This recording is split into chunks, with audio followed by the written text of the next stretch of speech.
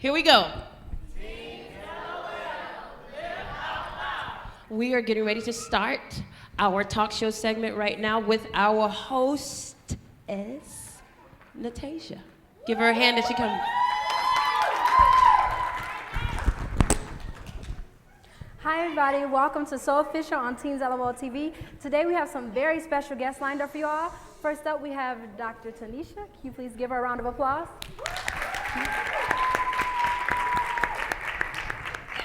I am the First Lady of Walking with Christ Worship Center, where my husband is the pastor, Pastor Ashakoor. I am the CEO of Voices of Color Foundation, which is a domestic violence initiative, as well as a full-time law school student in my last year of law school. That's exciting. So I have a few questions for you if that's okay. Okay. Okay, so the first question is, who do you feel has impacted your life? Wow. Most importantly, of course, our foundation is God first and foremost.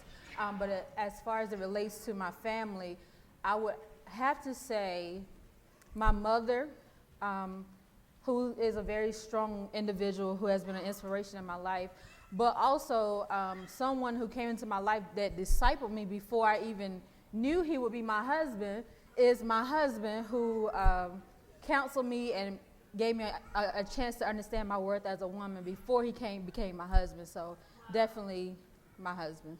Wow. So the next question is, what do you feel motivates you most to do what you do? I would say based on a lot of things that I've been through in my life, the downfalls, the failures, the weaknesses, that is my motivation to tell myself, because I've been through so much and overcome, that I can continue to succeed. And so how do you feel your foundation not only impacts like abused people, but also the youth? How do you feel it can change them? Well, with Voices of Color Foundation, it's not for the adults per se. I'm reaching out to teens to be a part of this, because oftentimes we don't know what domestic violence looks like. We associate it with just physical abuse, when actually there are many young people who are experiencing domestic violence now in middle school, elementary school, or they're witnessing it at home. So it's definitely, whether you're getting those 20 text messages from your boyfriend that you think is all friendly, he cares about you, those are things that I'm trying to educate teens about, that it starts well before it gets to the physical abuse. Well, thank you so much. What up everyone, it's your girl, Superwoman, and I'm so sorry I didn't release a video yesterday. I know I always have these dang excuses. I came back from London, then I'm like, okay, I'm really tired, so I want to take a small nap, and that was at 5 p.m. And then I woke up the next day. I'm sorry, okay, I was exhausted. Honestly, I am human, okay? Okay? I don't claim to be some sort of super, sorry. But honestly, the past is the past, okay? Welcome to this video. Last week I made a video called Types of Annoying Guys, and I told you, don't worry, because I know better than anyone that girls be cray. Let's be real, okay? I'm one period away from a straitjacket. Just welcome to Types of Annoying Girls. Block, snap, build, tower, and Lego. Number 1, the Barbie. Straight up, this chick was just born with curlers in her hair, okay? She came out of her mommy with perfect blush, high heels, and manicured nails. She's always so dressed up. She always looks fabulous, and she always looks flawless. And to be honest, to people like me, normal girls who like to wear sweatpants once in a while, don't always want to straighten their hair, like to pick the occasional wedgie in public, okay? You are a nuisance because you make me look bad. You know this girl's coming from a mile away, okay? Because when you're sitting in class silent reading, all you hear is why? Because she's wearing high heels down the hall in high school. Who wears high heels in high school? Does she have a backpack? No, she has a purse. What's in the purse? A pencil. Can she use the pencil? No. Why? Because it's eyeliner. Like, it's so annoying. We go to someone's www, aka the World Wide Waterworks. This girl is just obsessed with writing in her diary, okay? And her diary's name is the internet. Constant Facebook statuses about her relationship, about her backstabbing best friend, okay? Every deep thought and emotion goes into a tweet. Hashtag no new friends. And she is the queen of Instagram. I'm talking poses for days. And she alters her pictures so much where, like, you can't even see her nose. You know what I'm talking about? You know what I'm talking. You know those pictures where you see where you're like, Where is your nose? Like, normal girl. Oh my god, you're so pretty. All of a sudden, Instagram. Boom! Expelliarmus! Number 3, the Opera House. Okay, so guess what's new and exciting with this girl? Everything! This girl turns everything into such a huge, dramatic deal because she over-exaggerates everything. If she was a newspaper, okay, the front page would be her broken nail, followed by funeral information. Oh my god, he looked at me. Oh my, this is the best day of my whole life. Oh my god, are you serious? Gas prices are so expensive, honestly. Everyone hates me. Like, you don't know if she's saying something or if she like swallowed a bee. She's just like,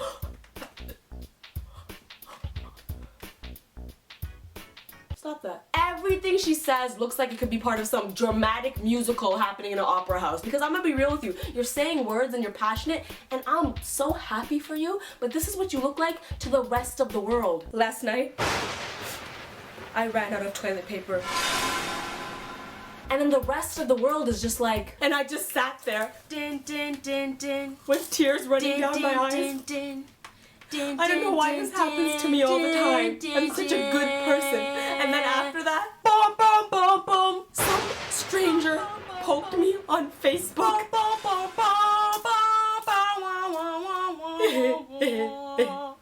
Honestly, you look the stupid, okay? Oh my god, it's so good.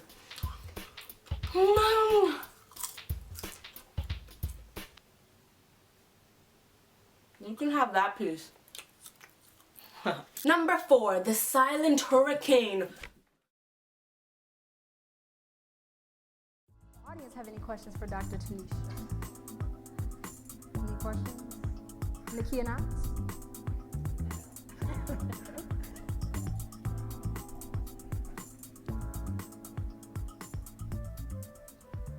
What advice would you give a teen? What advice would you give a teen that is dating but don't know the signs of an abusive relationship because of the household that they're in? So they're used to abuse. Sometimes when you're used to abuse, it feels right. So what advice would you give a teen in a relationship, domestic relationship? It's interesting that you brought up that point because I'm actually a domestic violence survivor. And it wasn't until a recent situation where I realized that I was also in a domestic violence relationship when I was in high school. So that advice would be is to simply stay near and dear to those who really love you. Understand what, a lot of times, like you said, when they're used to something, you don't know what a healthy relationship looks like because it is the norm. And that was my situation. I didn't know what a healthy relationship looked like. But with those who love and cared for me, and I can honestly say the biggest part for a teen is not to bash them or to come down on hard them about what they are experiencing, but you need to be the one that stays, let them know that whatever happens over here, that they can always turn to mom, they can always turn to dad, they can always turn to the family. It may not look as if they understand, and you may not understand as a parent, but as for the teen, they're not clueless.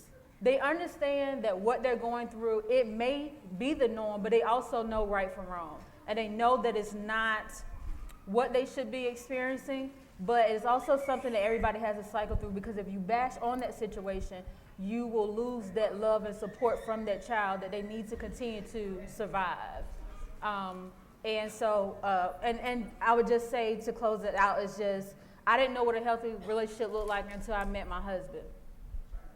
And so, you know, you just have to continue to be there and support them and let them kind of figure their way through it.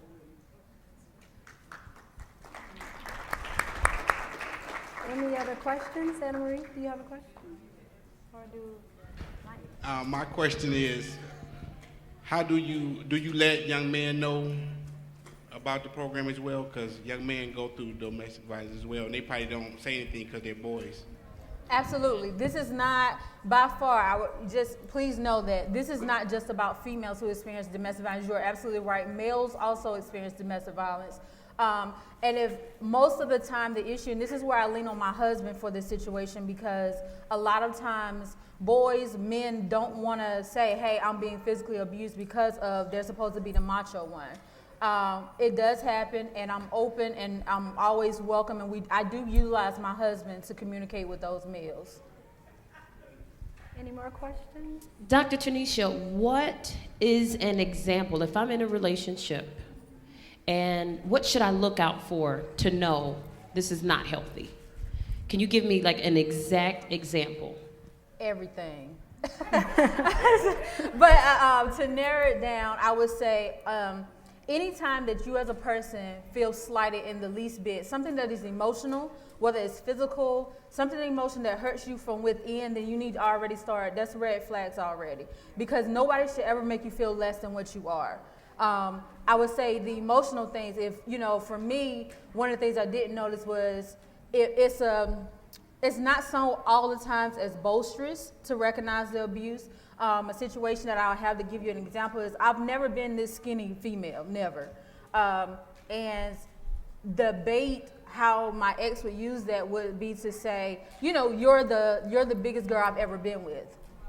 So even though he's not telling me that I'm fat, it's an indirect message to you. So you have to be careful about the indirect messages and also the direct message well before it gets to the physical. And also the sexual part. I've been sexually abused. It comes well before you experience the physical.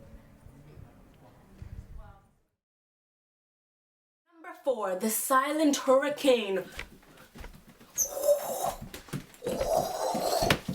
And why is she called the silent hurricane? Because she will destroy your house like a homewrecker without making a sound. Now let's talk here, okay? Maybe you have a boyfriend, maybe you have a fiance, a husband, someone you have a crush on, any random guy that you're like, hey, I wouldn't mind just, you know, you being over here and me being like, on you. But chances are that guy has a close friend who is a girl that you're kind of like, I don't know about that. But he reassures you, she's like a sister. Until one day you walk into his sister sitting on his lap, sucking his neck, and you're like, well, that's an interesting family meeting. This is the girl who's so close to so many guys, and he always thinks that she's like a sister, but secretly she's getting close to him and using her mind vibes, okay, to get that to, you know,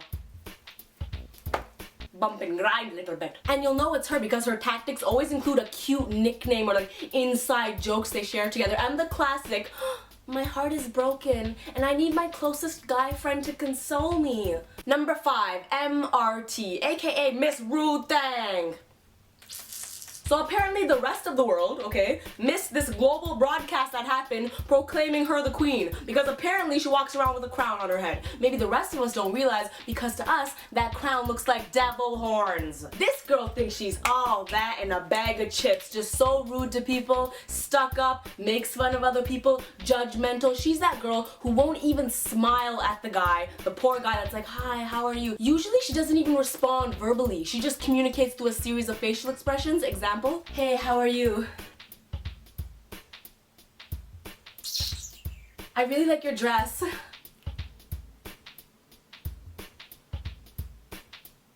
Sorry, is this seat taken? Anyways, I was...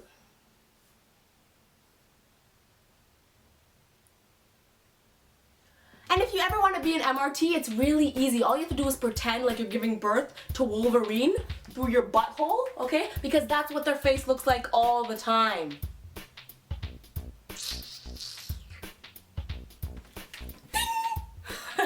Number 6, Miss Koopa Troopa, aka a shell of a human being that has no soul. Just like Koopa Troopa walks around the different worlds looking for Mario, this chick will just walk around our world searching for Mario, hoping to bump into Mario, hoping to take Mario's life. And when one Mario steps on her, she goes into her little shell, okay? And then a few minutes later pops out again and looks for another Mario. Because she just needs a boyfriend all the time. And you know those levels where the stupid Koopa Troopa's like trapped, so just walking back and forth? Yeah, that's her in a club, just between the bar and the DJ booth. Just like, Mario, Mario, Mario. Her sole purpose is to have a Mario. She just has no existence of her own, no concept of herself. If her life were a Disney movie, it would be called And the Beast. God, girls, you're crazy. I'm all of those things. No, I'm serious. I'm like, but maybe if you want and you know a girl like this, but you don't want to like seriously tell her she's crazy because like you feel like she might get offended and stuff, you could just click the links in the description to share it on Twitter and Facebook, or just post it on her wall and just be like, hey, check out this video, girl. This describes you perfectly. Just kidding. Also, make sure you rate, comment, and click that subscribe button because I do make new videos every Monday and Thursday unless I knock out and sleep forever, and then I do it another day. Anyways, one love, Superwoman. That is a wrap, and wait, stop, don't go yet. I have a little bit of news for you. As some of you may know, I do hold an annual Bhangra competition here in Toronto. If you don't know what Bhangra is, it's this. Okay, it's an annual dance competition that is like my baby. If I was Drake, it would be my OVO. And right now we're looking for sponsors that can benefit from not only the over 1,000 people that are going to be there, but also from my online audience. So if you're interested in being a sponsor for T.Bhangra, email us at t.bhangra@gmail.com or check out our website, www.t.bhangra.com. I'll put the link and all that stuff in the description. And yeah, it'd be awesome if you wanted to support that cause, or it sounds like something you'd want to do, then yeah, do it, because I'm passionate about it. And I like to encourage youth to participate in the arts and focus on positive things with their efforts and energy. So that's all. Hope you enjoyed the video, and I love you.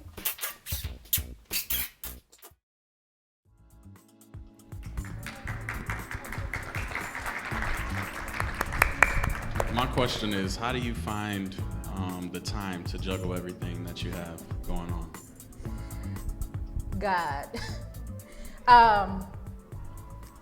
Honestly, I you know, doesn't mean I don't have my bad days. I do have it's a lot on my plate, but I also know that God never gives us more than He already knows that we can handle. So therefore, I know that me being a first lady, me being a full-time law student, and everything else that I do, that He's using me. I'm that vessel that He's using to minister to so many people who didn't give me that when I was, regardless.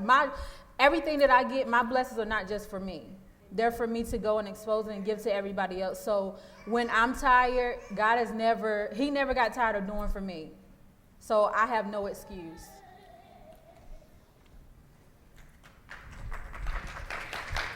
My question to you, you seem like a phenomenal woman, and my question to you, you said that your husband was the first healthy relationship that you had. How did you allow your husband to love you going through all of the things that you had gone through? That's a good question. You know. But my husband is right here in the back. I'm pretty sure he would vouch that I gave him a run for his money. I was ruthless. I was abusive to him with my mouth, my words. I exhibited those same behaviors that had been exhibited upon me.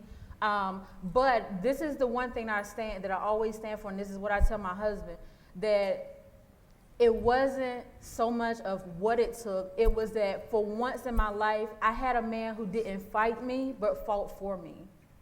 And that's what saved me and my man.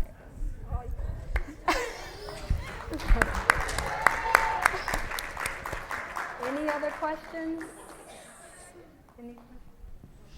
Negatively or positively, how did your upbringing affect who you are right now? I grew up in North Carolina, the South. Didn't have much. So I also grew up learning very much about morals and values. I had parents who were always together. You know, we were called the Cosby family. And I knew that everything is about family, no matter what. But I will tell you that in my upbringing, I recognized what the value of love, I recognized the value of family, but I was raised also that what happens behind closed doors stays behind closed doors. And that can have its positive and its negative effects, because when I went through abuse, I said what happens behind closed doors stays behind closed doors. And I didn't expose that. So you have to take everything and you have to make it yours when it becomes your life, because the path my parents took was not the same path that I took. So every tool and everything they gave me wasn't a survival tool for me. I had to change it and adapt it to my situations. So I had wonderful parents. My father was in my life. You know, well, my stepdad was my father. I've known him since I was born. I never called him my stepfather. So my mother, great mother, had siblings. But every family has its rocky sides, and I just learned that from those trial and errors how to take what I needed, use it, and then take out what I didn't need. Okay, so one last question, because there's some teen girls who are in here and some teen guys. So at what point, how many times do you say, I'll forgive that, or I'll forget that, when they say the thing that hurts you the most, or when they do the thing that hurts you the most? Like, because you know, you're supposed to give your relationship a chance. Mm-hmm. So when do you say no? Okay, so maybe she got upset and slaps him because he said, he should have never looked at that girl anyway. You're gonna look at her in front of me, bat. So should he, how much of that should he take? How much of that should a girl take? Well, the first thing I want to address, and what you said was, I don't care what the situation, no male or female should ever put their hands on anyone.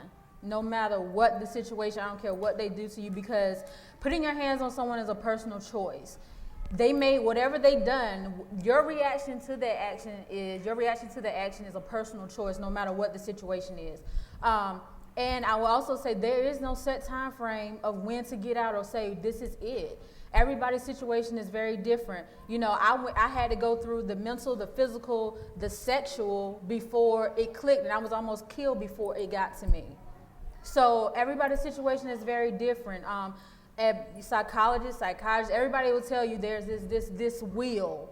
There's the power wheel, there's this set time frame, but there is not. Until you're tired of and being tired, you will not leave. And there's a lack of resources. You can't go to the church. They're not educated.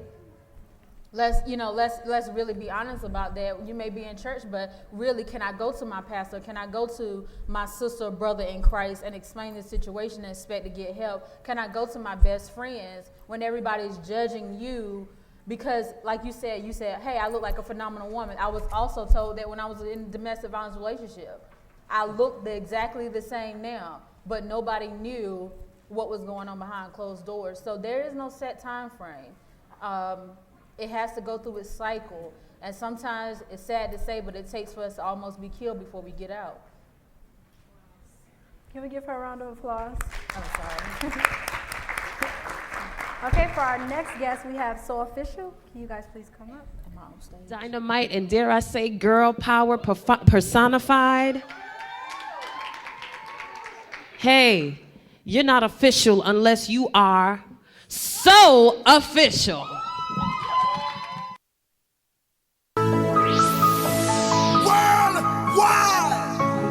You officially tuned in to a BBK classic. Right upon now.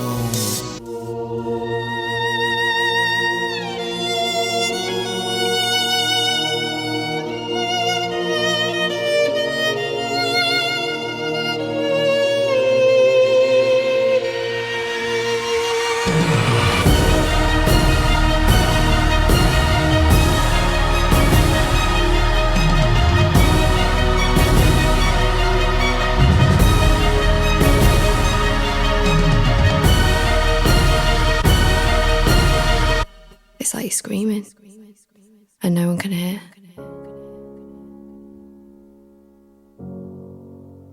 You almost feel ashamed that someone could be that important, that without them you feel like nothing. No one will ever understand how much it hurts.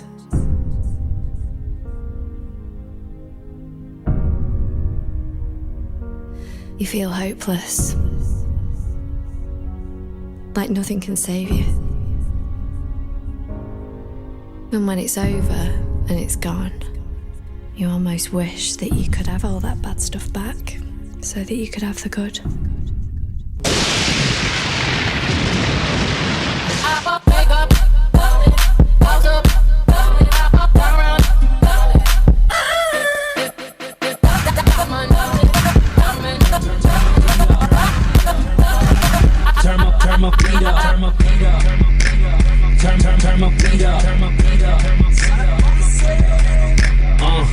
Yeah, we can do anything. Walk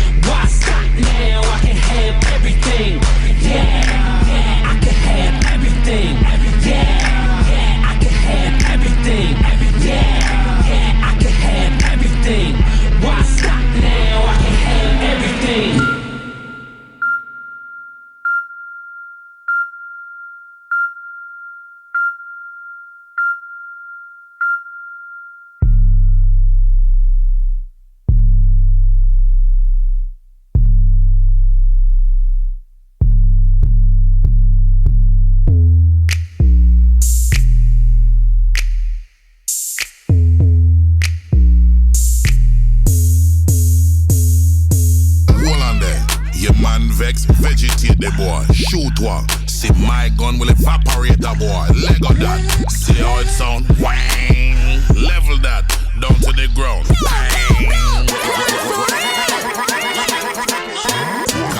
Walk like a champion, swing like a stallion with a 2 big medallion. Good, you're perfect. Show them the action. Bad girl concoction. Cool now, relax man. Them nervous.